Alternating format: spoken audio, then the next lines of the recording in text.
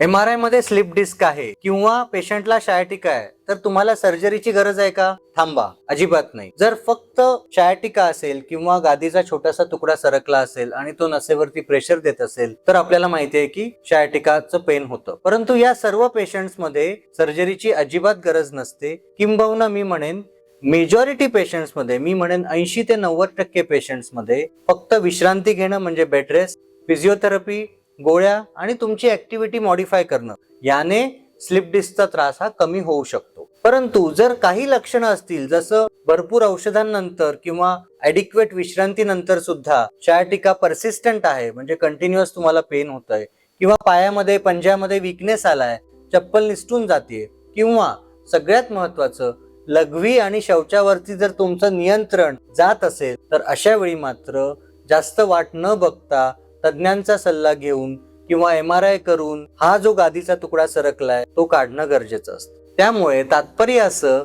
की majority patients मध्ये slip disk मध्ये किंवा शायटिका मध्ये सर्जरी लागत नाही. त्यामुळे ही माहिती अतिशय महत्वाची आहे.